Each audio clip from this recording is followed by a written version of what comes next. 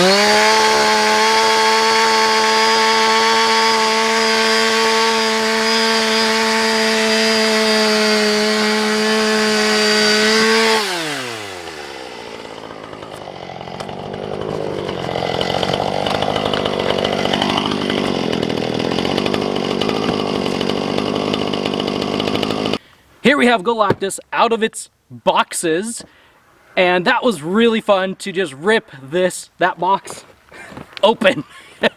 I'm not going to use a chainsaw on this one. This is a pretty box. This is a cool box, and on the back we've got a really cool background for the big man himself.